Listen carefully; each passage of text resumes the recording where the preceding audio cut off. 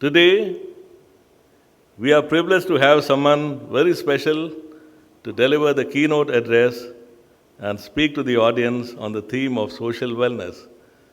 Someone I personally deeply admire and respect.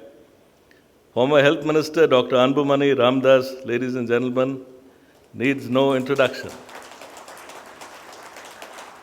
A visionary leader, a tireless advocate for public health, and a dedicated servant of the nation, Dr. Anbumani Ramadoss has been at the forefront of transforming healthcare in India and beyond. A renowned physician and political leader, he has consistently demonstrated his unwavering commitment to the well-being of our society. The journey in the field of medicine, followed by his remarkable tenure as the Union Minister of Health and Family Welfare, has left an indelible mark on the healthcare landscape of our nation. During his tenure as Union Minister, Dr. Ramadoss initiated several groundbreaking schemes that have had a profound impact on the health and well-being of our citizens. His initiative led to the nationwide implementation of the National 108 Ambulance Service, a lifeline that has saved countless lives by providing swift emergency medical assistance to those in need. If there is no smoking in public places in the country, many of them will be very happy about that, but it is thanks to him. Additionally, the National Rural Health Mission, a flagship program introduced under his guidance, aims to provide essential healthcare services to rural communities, ensuring that healthcare reached every corner of our vast nation. In addition to his numerous contributions to healthcare, Dr. Ramadoss is also an ardent lover of sports. He has dedicated his time and efforts to promote sports and healthy lifestyles. His role as the president of the Tamil Nadu Badminton Association has further highlighted his commitment to nurturing talent and promoting sports excellence in the region. Dr. Ramadoss' dedication to public health has not gone unnoticed on the international stage. His efforts to advocate for affordable access to essential medicines and his role in shaping India's stance on tobacco control at international forums have garnered him international recognition and a lot of respect. So without further ado, we now request our former minister, Dr. Anbumani Ramadoss, to step forward and deliver the keynote address.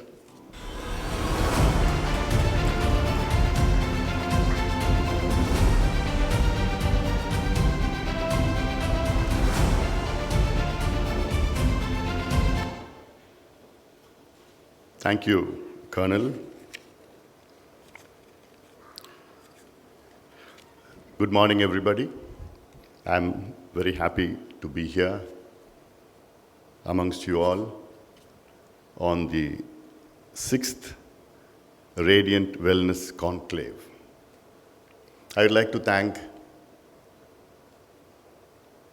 Dr. Renuka David and Colonel David Devasahayam, who are fortunately my neighbors, for holding this wonderful conference. And I'd also like to welcome all the dignitaries, the panelists, the experts,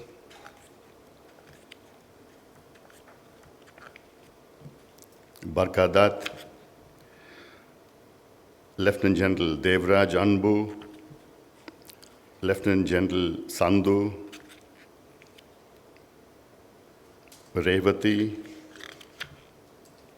Dr. Sriram Nene, Major General Vikram Dogra, Raju Venkatraman, Faye D'Souza, Priya Gautam, Nimisha Vadakan, Moinak Banerjee, Surya Narayanan Paneerselvam, and all the other distinguished panelists, experts, and also my lovely wife, Saumya Anbumani.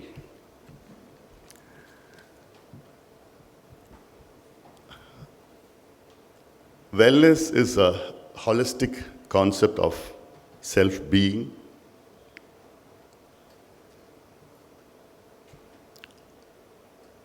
which is both, the concept of physical well-being, mental, emotional, intellectual, spiritual, social, environmental, and without the financial well-being, you can't achieve the others. I've been given a topic of social wellness, but I'm going to digress now and then into all the other concepts as well, because being the politician, it is my job to talk about all the other parameters as well. My concept of wellness, or in fact the urban wellness,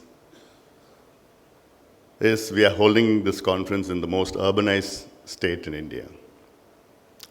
And my concept of urbanization itself there is a lacuna. I don't see urbanization as a progress or a growth of a state.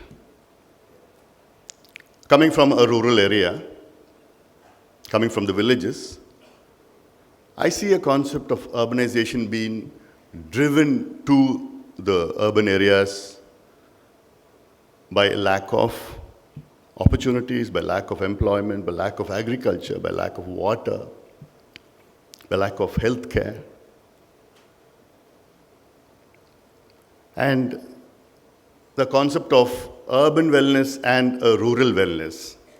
The urban wellness is self-acquired, it's acquired.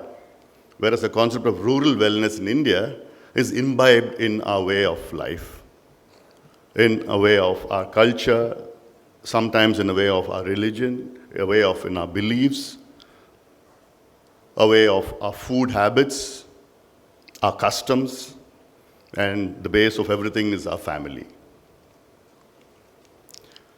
India has a lot of advantage moving towards a state of wellness.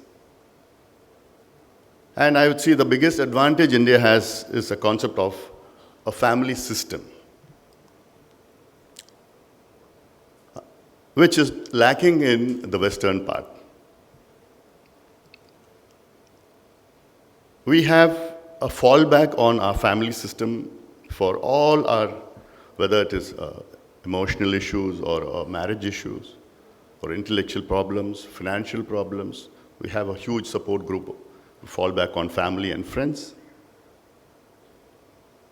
And then, as a former health minister, I would like to say that India has a huge system of our Indian system of medicine. We call it Ayurveda, or Siddha system, yoga, naturopathy. Of course, homeopathy and Unani has come from Persia and Germany to India. I think we have to address our own system, which we are proud of, even though myself being a modern system of medicine, a doctor by my profession. We have to merge both the systems and get the best out of both the systems. In China, they have a concept called traditional Chinese medicine, TCM, where 60% of the clinics in China follow TCM, and there only 40% follow the modern system.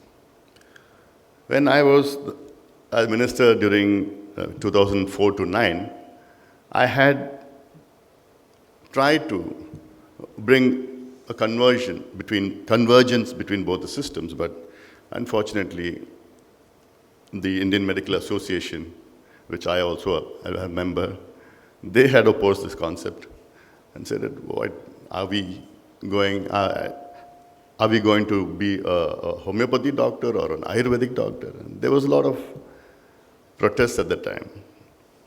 But the concept of our system, which has been in us, in our habits, in our food, in our culture, in our customs, for thousands of years, which is proven by time, I think we need to imbibe that for a state of well-being.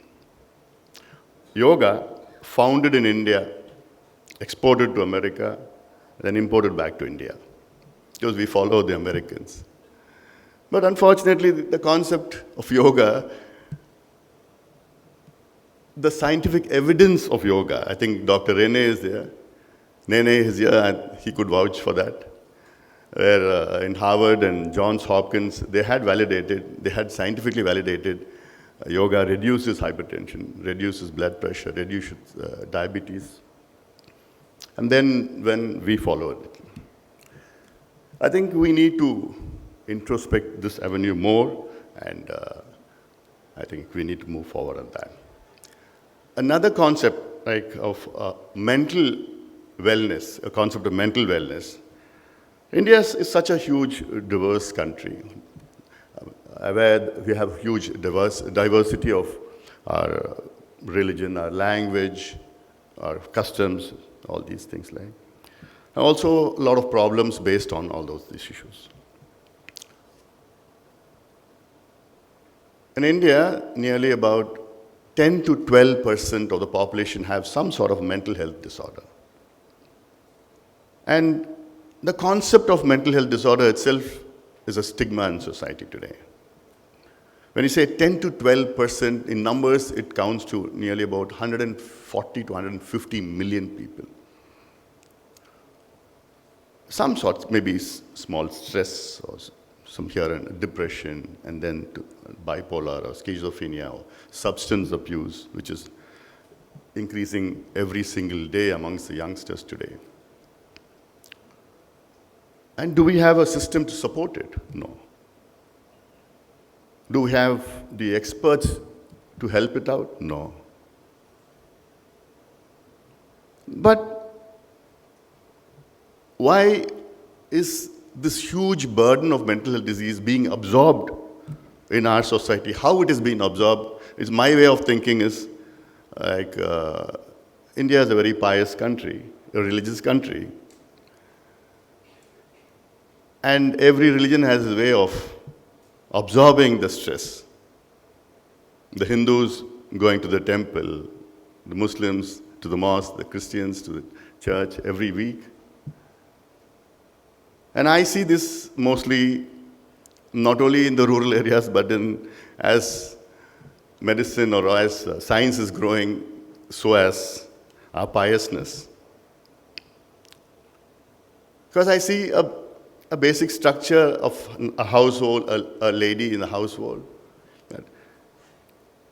The problems she is facing every day, and mostly related to the finance and her family. It adds on to her burden every day, and then it peaks at the end of the week, where Friday or Saturday she goes to the temple. And then, so, Appa, Sami, Bharathallam unkita irakki vachitten, nee dhaan paathukanumpa. So, at the end of the week, she downloads her problems to God. And then again, Saturday, Sunday, it starts, and then slowly it increases. Then again, the next Friday, Saturday, she goes to the temple. Again, it downloads. If we didn't have a system like this, I think everybody would have crashed by now. Every system. The Christians go to church every Sunday and then put all their burden to God. See, there are beliefs, some people believe in, they don't, but these are I say India is a fascinating country where we have so much of structure to absorb our problems. But again, we have huge challenges, which I think my panelists in the hours to come are going to address all these issues. Again, being a politician, mostly from the rural areas, I think we have a long way to go to achieve our dreams. It's a huge population we have, a young population we have. We can call it an advantage, a young population. But then providing good health care, which is a base of wellness, is a huge challenge for the government as well. India also had success stories in the healthcare. like Colonel David had said about the National Rural Health Mission, which we have launched way back in 2005. 10 years down the launching of the program, India's maternal mortality rate decreased by about 55%, and India's infant mortality rate reduced by 60% by the National Rural Health Mission. Combining with the 108 emergency services, ambulance services. When we launched the program 108, we had in mind only accidents, traumas, fires, snake bites, the emergencies. And we initiated the program. In the first 6 months, when I reviewed the program, we had a huge surprise.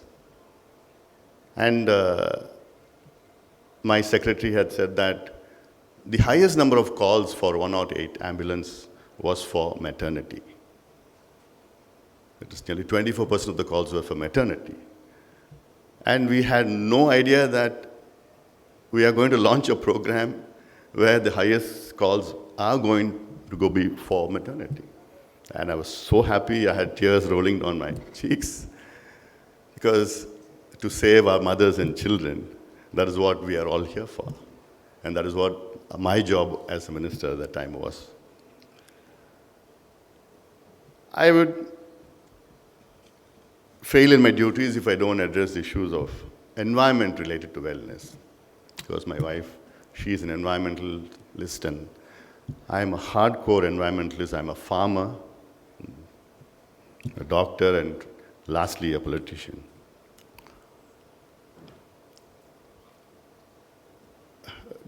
Colonel David had said about COVID-19 affecting us in a big way. From climate change, we have been talking about climate change for about 20, 30 years. It has moved on to climate crisis now. Next is going to be climate disaster. And still, we are not doing enough to offset it. The countries are not doing enough to offset it. And as an environmentalist, we are fighting in whatever ways and means. Because environment is directly related to a state of well-being or wellness. And without which, you see newer diseases coming. In 2002, we had a concept called SARS. Then 10 years later, in 2011-12, we had MERS, Middle Eastern Respiratory Syndrome. And then about 9 years later, we had a concept called COVID-19. I believe all these are environmental related, climate change related. And then next 10 years, it's not going to be next 10 years, next 5 years we are going to have some problem. I hope not. But all these, I believe, are environmentally related issues, which the world is failing to address it. We have good policies, we have signatures done by the international community, we had the Paris Declaration, we had the Kyoto Protocol, the Rio Summit, we have the Johannesburg Summit, and then COP28 meeting. It's going to happen in Dubai. We had recently the G20 countries meeting in India. In fact, the environmental ministers met in Chennai and said by 2030, 50% reduction of fossil fuel, and by 2050, zero carbon emission, all these fancy words. But I don't see we're getting to a point where we are doing what we are saying. No, we are not. And that's, I think, we need to put in a lot of noise on that. A lot of noise should be there. In Chennai, in fact, when I joined Madras Medical College in 1986, that Chennai was completely different than today's Chennai. I loved that Chennai. There were no fancy metros, there were no fancy malls, there were no fancy cars, there were no fancy buildings and pubs or resto bars, and nothing was there. But I loved that Chennai. Today, Chennai is just a cluster of urban buildings, polluted, There's absolutely no green cover in Chennai. There are no health facilities where you have a walking track or a cycling track or to spend your time with the family and friends. It's just an urban jungle out there. You can't breathe good air, you can't get good water. And this Chennai is gone. Chennai has got beautiful rivers. In fact, Chennai has got 3 rivers: Adyar River, Kuvam River, and then Kusastale River. And you can't call them rivers anymore. But I think more needs to be done on these. These are all natural resources which we need to protect for our future generation.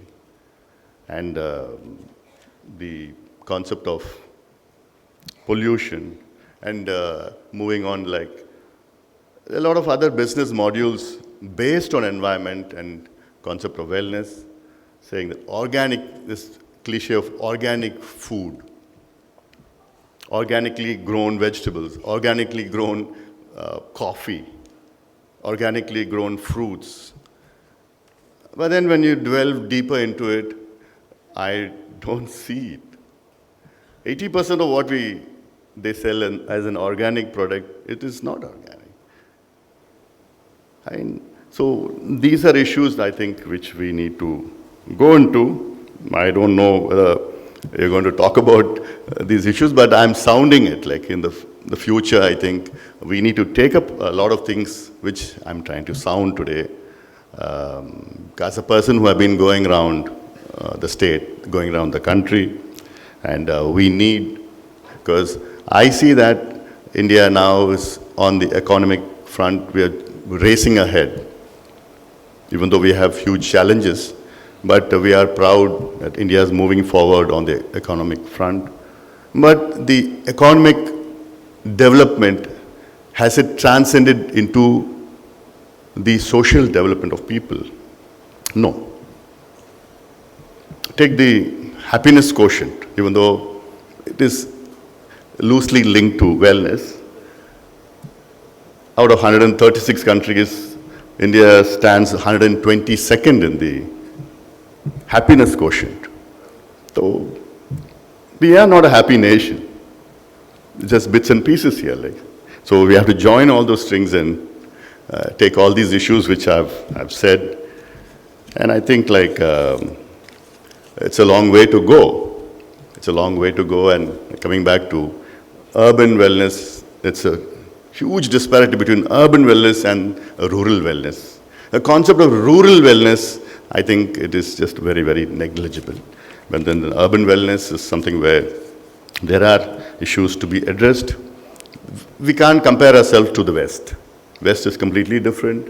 There's a Harvard study which says that because of loneliness, where nearly about 65% of the population are, they lose out about 15 years of their lives.